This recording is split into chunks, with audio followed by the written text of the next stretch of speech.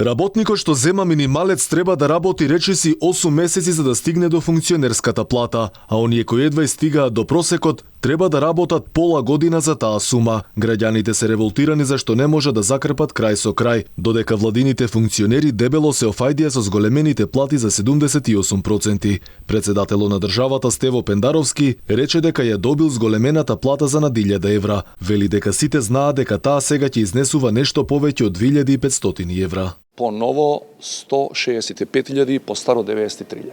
Тоа го објавија сите медиуми. И додека едни тријат раце, други се во исчекување, зашто парите се уште не им легнале на сметка. Еден од нив е министерот за внатрешни, кој срамежливо вели дека се уште не ја земал платата. Значи не е исплатена, не знам. Колку ќе бе, знаете? Немам поем, ќе видам кој ќе стигне. Не знам колку е платата сега по пресметките мината. Плата ја земавме колку што беше постара.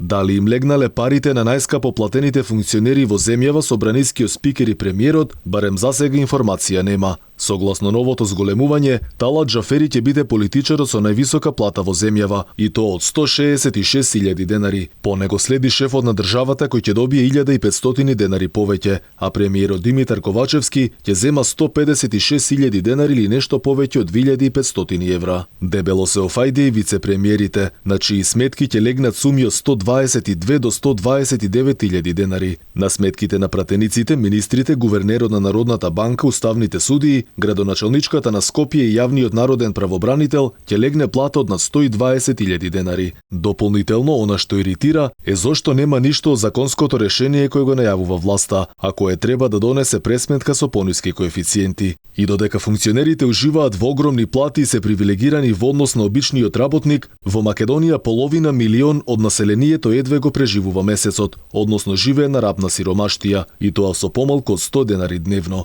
Во меѓувреме нешто повеќе од 44.000 работници немаат земено плата за февруари и март, а на работодавачите им се заканува блокирање на сметките.